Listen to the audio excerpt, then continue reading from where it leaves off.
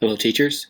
In this video I'm going to show how to create questions and how to use those, and how to create quiz assignments in Google Classroom.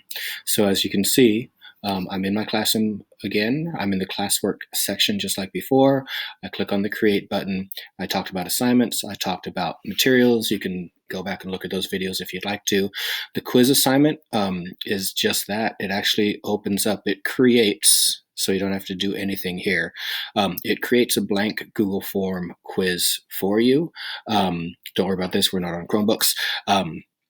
But if you have not used Google Forms, now might not be the time to tackle this. You can always reach out to me and I can help support you on this if you want to do something like that.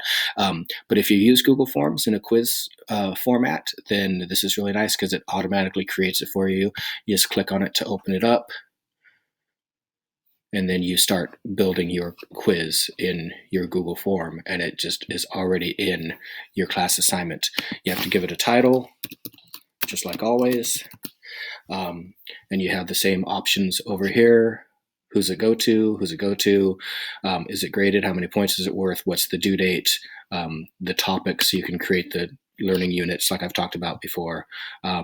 Or rubric option if you want to do something like that. So that's a real quick how to create. Oh, and the assign, just like before, I can assign it now, I can schedule it, I can save a draft. So that's a real quick quiz assignment. The question is a way to kind of create a digital chat, if you will. So when I click on this, I pose a question.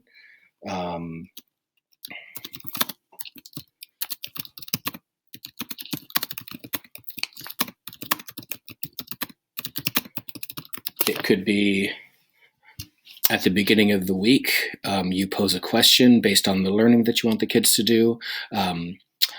And then you have some options here. You can provide multiple choice answers. So you could almost treat this sort of like a quiz, but short answer is really nice because you can allow the kids to have a conversation with yourself, but also with other students in the class.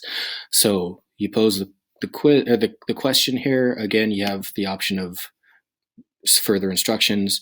You can also always add resources. Maybe you want to have a video that you want them to respond to. Maybe you want to add a file for the document that you want them to read. So just like we've done in all the others, you can do that, or you can create on the fly.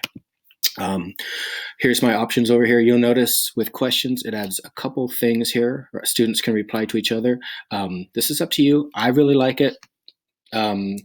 It might take some management, but you can allow students to have a conversation among themselves. Students can edit their answer. This allows them to go back and, like, if they mistype something or that some sort of thing, they can go back in and change their answer. Just like the post button, except it has ask up here. I can ask it now, I can schedule it, I can save a draft. And basically when you're ready to go, you click that button and it goes out to the kids. They open it up in their Google Classroom and they can add responses. You can respond to those responses. So it's nice to get a conversation going in sort of this distance learning world that we're living in.